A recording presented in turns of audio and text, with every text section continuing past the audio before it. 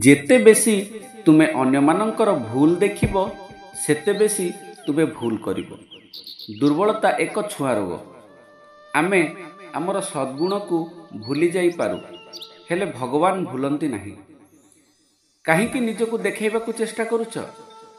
ଅନ୍ୟମାନେ ତୁମର ସରଳତାରୁ ଶିଖନ୍ତୁ।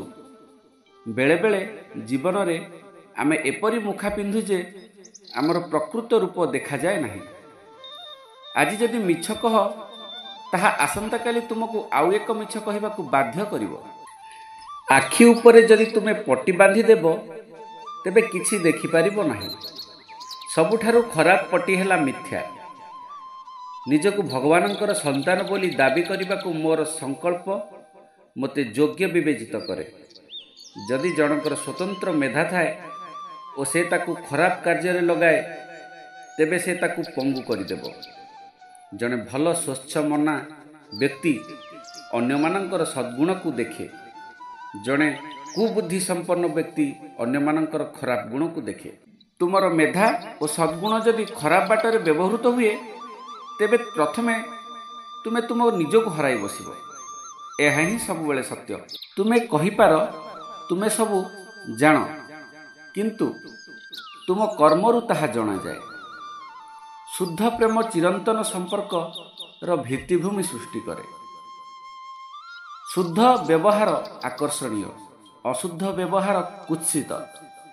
ସଦାଚାରୀ ହୁଅ ଓ ବିକର୍ମରୁ ମୁକ୍ତ ରହ। ଆତ୍ମ ଅନୁସରଣ ପାଇଁ ନିଜର ସତ୍ୟର ପରିଚୟ ଆବଶ୍ୟକ। ଜଣେ ସରଳ ହେବା ଉଚିତ, କିନ୍ତୁ ବୋକା ନୁହେଁ। ବିବେକ ତୁମର ଉତ୍ତମ ବନ୍ଧୁ। ସବୁବେଳେ ତାର ଉପଦେଶ ଶୁଣ। ଭଗବାନଙ୍କ ଇଚ୍ଛା ପୂର୍ଣ୍ଣ କରିବା ଅର୍ଥ ନିଜ ଇଚ୍ଛା ପୂର୍ଣ୍ଣ କରିବା। ଭଗବାନଙ୍କର ସନ୍ତାନ ହେବା ଅର୍ଥ ତାଙ୍କର ଗୁଣକୁ ପ୍ରଦର୍ଶନ କରିବା। ତୁମେ ଯଦି ଭୁଲ କରି ତାକୁ ଠିକ୍ ବୋଲି ପ୍ରମାଣିତ କରିବାକୁ ଚେଷ୍ଟା କର, ତେବେ ତୁମର ନିର୍ବୋଧତା ପାଇଁ ସମୟ ପରିହାସ କରିବ। ଯଦି ମୁଁ ମୋର ମନର ଦ୍ୱନ୍ଦ୍ୱକୁ ପରିଷ୍କାର ନ କରେ, ତେବେ ଏହା କର୍କଟ ରୋଗ ପରି ବଢ଼ିବାକୁ ଲାଗିବ। କେତେ ଲୋକଙ୍କ ରାୟ ତୁମ ଜୀବନରେ ସଦ୍ଗୁଣ ଭରିଦେବ। ଭଦ୍ରତା ଓ ନମ୍ରତା ଏ ଦୁଇଟି ସଦ୍ଗୁଣ ଭଗବାନଙ୍କୁ ସମର୍ପିତ କରାଏ। ଅହଙ୍କାର ସମସ୍ତଙ୍କର ଆତ୍ମାକୁ ଅପ୍ରିୟ କରିଥାଏ।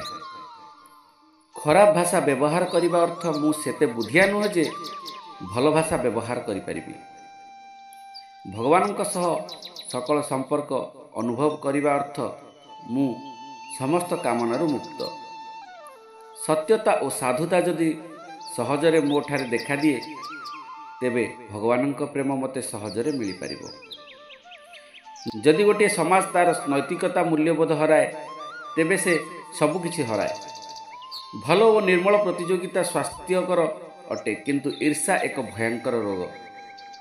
ଭଗବାନ ସଦ୍ଗୁଣର ସାଗର। ଯଦି ତୁମେ ସଦ୍ଗୁଣରେ ଜଳୁଛ, ତେବେ ସେହି ସାଗରରେ ବୁଡ଼ ପକାଅ। ଜୟ ଜଗନ୍ନାଥ।